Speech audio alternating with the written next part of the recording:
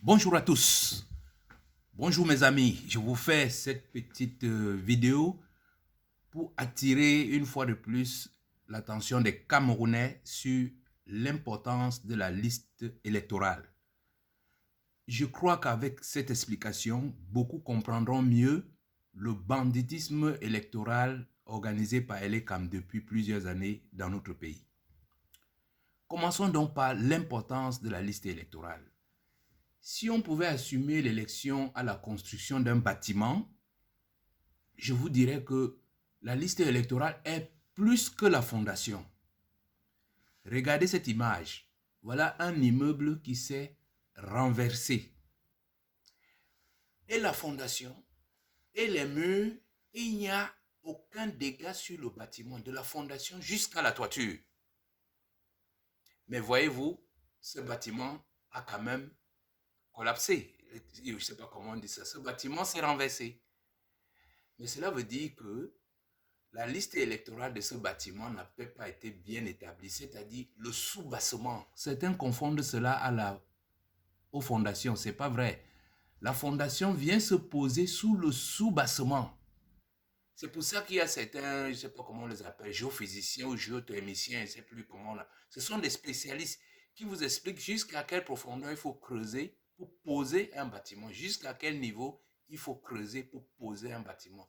Ce sous-bassement est très important pour un bâtiment fiable. C'est ça que constitue la liste électorale pour une élection. Une fois qu'on l'a définie, vous comprenez très bien qu'une organisation comme Elecam, qui est incapable de donner la liste nationale électorale, n'a jamais proclamé les résultats des élections au Cameroun. Jamais. Ils viennent faire des déclarations basées sur une cuisine qu'ils ont fabriquée soit à Etoudi, soit à Paris. Donc je vous dis, toutes les victoires qu'il y a au Cameroun, aussi bien pour l'opposition que pour le RDPC, est tout simplement une simple distribution de cartes. Ce n'est pas le résultat d'une élection. Pour cela, je vais vous prendre un exemple très frappant, très récent, pour vous expliquer ce que permet la liste électorale à Elecam. Prenons le PCRN. Voilà un parti qui était inconnu 3 mois avant les élections en 2020. Mais ce parti a raflé jusqu'à 4 ou 5 députés et plusieurs élus, alors qu'il n'était pas connu du tout. C'est une simple distribution de Elecam ou du RDPC en fonction du jeu politique qu'ils veulent faire régner sur le pays. Deuxième exemple, toujours avec le PCRN. Au régional, qui ont suivi les élections de 2020, mais tous les élus du PCRN ont voté pour le RDPC dans le fief du président Cabral Libi. C'est pour vous dire que tous ceux qui avaient gagné cette élection avaient été tout simplement choisis par le RDPC. Troisième cas, toujours du PCRN, c'est vraiment celui que j'aime le plus, qui est le plus frappant, c'est la députée Nourane Foster. Nourane Foster est députée au Cameroun. Mais les gens ne connaissent pas bien le Cameroun. Le Cameroun, c'est le pays de ces grands avocats. Maître Alice Com, Yondo Black, Mouna, les maîtres Tchakoute, tous ces grands avocats qui opèrent à travers le monde. Le Cameroun, c'est le pays des grands défenseurs des droits de l'homme. Les Maximilien Gombe, les Franck Essi, les Abdourahmane. Voilà des grandes personnes comme ça qui peuvent tous être députés. Eh bien non, ils ne sont pas députés. Je dirais même plus. Il y a au Cameroun une catégorie de grands bavardeurs, parmi lesquels on trouve les Limbi Lobé, les Bandakani, les Anissé et Kane, qu'est-ce que je peux encore citer, les Messanga Nyamding, les Hervé Emmanuel Com. Tous ces grands bavardeurs veulent être députés. Mais voyez-vous, depuis 40 ans que ces gens essaient d'être députés, ils n'ont pas réussi. Et un beau jour, arrive une certaine Nourane Foster. Je ne sais pas, elle est marocaine ou égyptienne, je ne sais pas. En tout cas, voilà une brave dame dont la mission était de blanchir la peau des Camerounaises et de leur mettre sur la tête des faux cheveux, c'est les cheveux des cadavres indiens ou brésiliens. Voilà, c'était ça sa mission.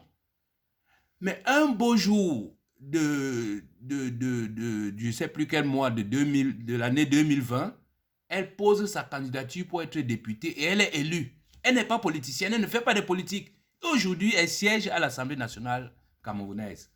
Je crois que ces exemples sont courent les rues au Cameroun pour montrer que le Cameroun, je veux dire les élections au Cameroun, c'est une organisation de bandits. Allons plus loin. Pour permettre aux Camerounais de mieux comprendre vraiment ce que c'est que la liste électorale, je vais vous prendre, on va faire une comparaison. Si on compare les élections à l'école, on va dire les élections, c'est vous votez, on compte les voix et on vous donne un résultat des votes. Alors que dans une classe, c'est pareil. Vous travaillez, vous avez une note et on vous donne un résultat en fonction de vos mérites. Alors, quand tout ça est très bien fait, si on a les vraies élections, on va vous dire, monsieur, vous avez 44 voix, ou bien vous avez 230 voix, ou vous avez 84 voix sur 400, ou sur 400 sièges. Le sur là, c'est 400 sièges, on dit vous avez eu 44 voix sur 400. Le 400 là, c'est la liste électorale. C'est pareil. Vous voyez ici la note d'un élève de la classe, 9 sur 20. Quand on lui dit la 9 sur 20, il comprend tout de suite qu'il n'a pas la moyenne. Le suivant là, c'est la liste électorale. C'est comme ça qu'il faut le comprendre. Autrement dit, les résultats, ce que Elekam souhaite, c'est que les gens aillent composer, qu'ils aillent faire un examen et on va leur donner une note sans savoir sur combien est cette note. Il n'y a que Elekam qui sait sur combien est la note. On vous dit vous avez 44 voix, sur combien? Vous ne savez pas. Vous avez 200 voix, sur combien? Vous ne savez pas.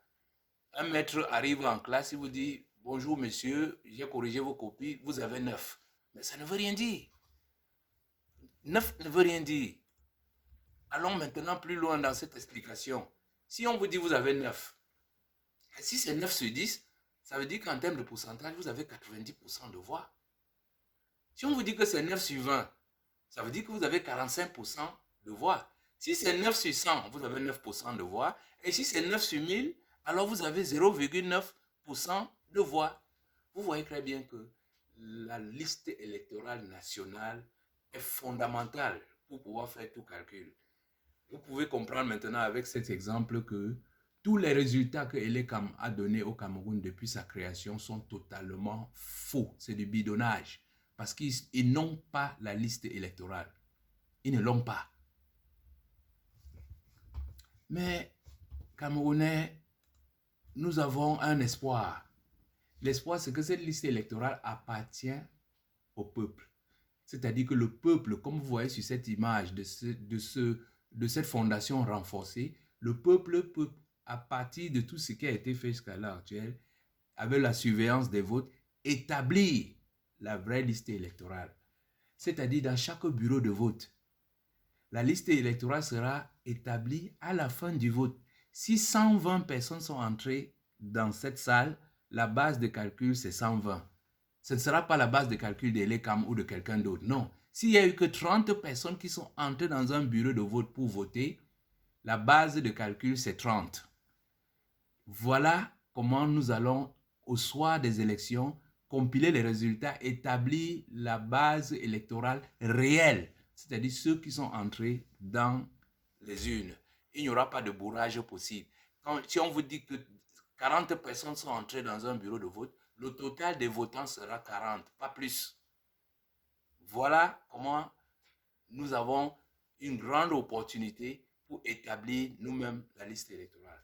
Voilà les amis, j'espère qu'avec cette petite démonstration, vous comprenez mieux pourquoi établir une liste électorale est fondamental, mais si nous ne l'avons pas, nous pouvons la faire nous-mêmes.